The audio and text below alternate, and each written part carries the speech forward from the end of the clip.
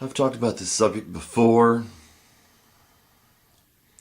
I'd like to talk about it again. People aren't listening to me, or either they're just plain not seeing me. We cannot call ourselves Christians and not love our brother. The two don't work together. And I'd like to read part of 1 Corinthians 13 because people aren't getting this. You don't condemn people. If it's not your place to send them to hell, and it's not your place to send them to hell, then shut your mouth. It's not your place to say that.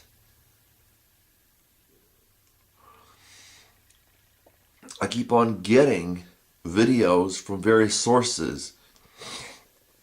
You know, I'll find them on the internet or something like that where there's condemnation. People even think that decent people, well, if we condemn this person, but this person doesn't condemn me, if it's just a few people that we condemn, it is out of godliness. It's not within the confines of godliness.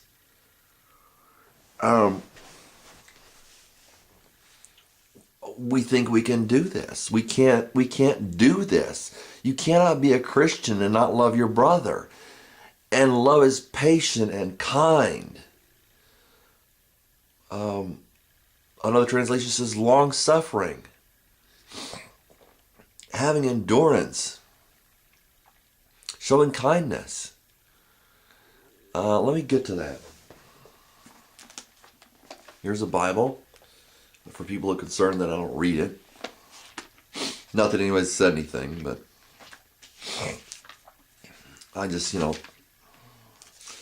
do kind of a lot of, is the word extemporaneous correct? If I speak with the tongues of men and angels, but do not have love, I have become a noisy gong or a clanging cymbal, not anything of value. Just something that's there to make noise, that makes noise. And I hear that among people who are supposed to be Christian. A noisy gong or a clanging cymbal. If I have prophecy and know all mysteries and all knowledge, and if I have faith so as to remove mountains, but do not have love, I am nothing. If I give all my possessions to the poor, to feed, if I give all my possessions to feed the poor, and if I surrender my body to be burned, but do not have love, it profits me nothing. Love is patient. That means you don't fly off the handle when somebody, or long-suffering. It means you endure. You don't get rashness is not a Christian value. Oh, you just say these extreme things that are unkind. That's not love. Love is patient. It doesn't just fly off the handle and say, oh, you're going to hell.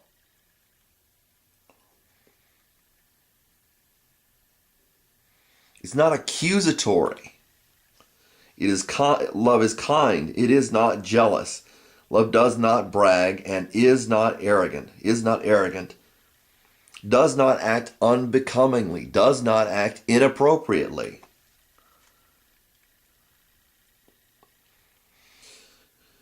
Goes down, does not rejoice in unrighteousness, but rejoices in the truth. It should not make you happy that you who think people are going to hell are in your mind going there. That doesn't act becomingly. Verse 5, it is rejoicing in unrighteousness, but it rejoices in the truth. You don't know if someone's going to hell, so why do you say that?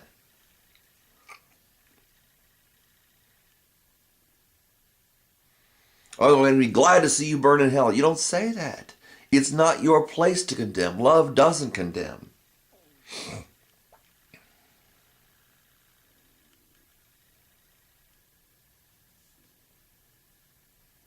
Love does not rejoice in unrighteousness. Oh, I'm so glad that person is such a jerk.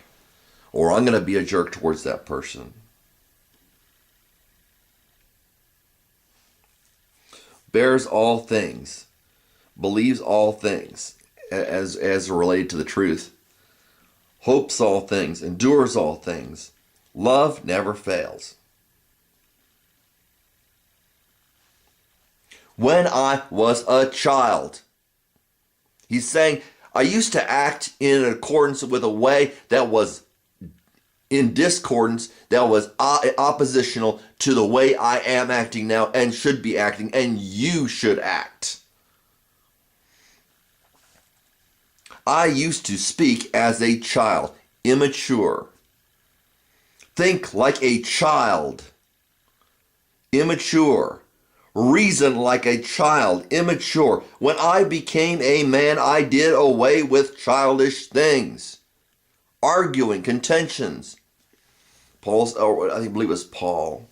The writer says, I warn you, as I warned you, that those who do such things will not inherit the kingdom of God.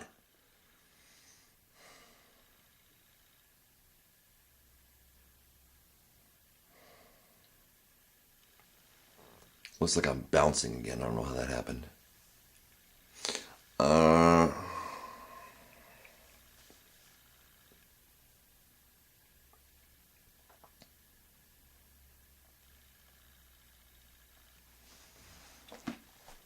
Those who do such things will not inherit the kingdom of God.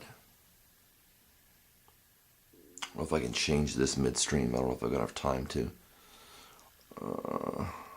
Maybe I'll just leave it. You cannot say,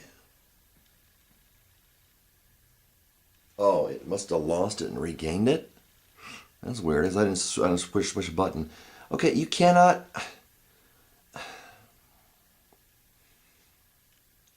Jesus said, do not judge, and you will not be judged. Do not condemn, and you will not be condemned. So if you run around saying, I condemn, you're a pagan. I got that from somebody. I got somebody, there was somebody talking about paganism. As far as, I didn't really get into what they were saying and what their videos. But, there were a lot of people who felt like this person was condemning them for being a pagan.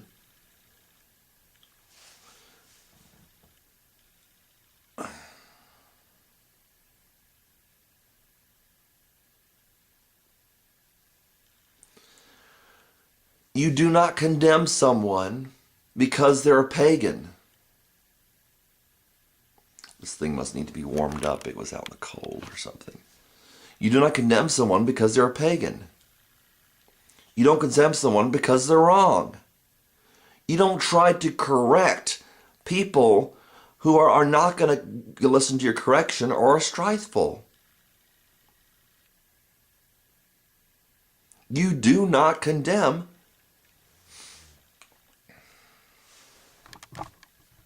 You do not condemn people for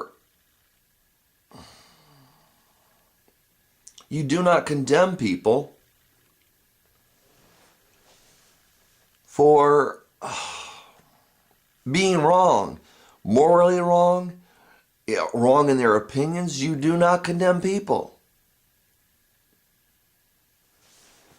You do not condemn people. You do not judge people. You do not say they're going, I had a problem with that with some other people whom I had mentioned that I'm not going to try to drag their name through the mud again. And they haven't changed. They haven't repented. But they claim to be Christian and they're going around condemning people. I said, that's not right.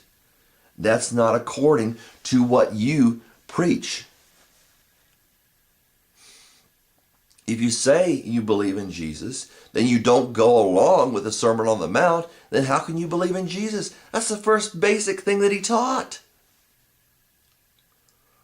Don't judge and you will not be judged. Do not condemn and you will not be condemned. Forgive and it will be forgiven you.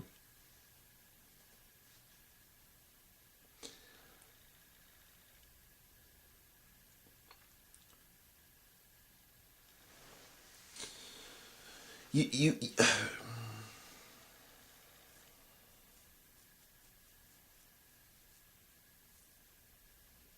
you cannot be strifeful. You cannot condemn people unless you want to be condemned.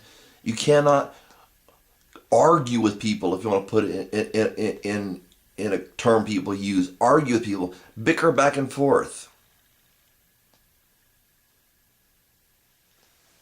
because the gospel is not bitter. And Paul said those who do such things will not inherit the kingdom of God. So you better watch where you are so you're on safe ground. God bless.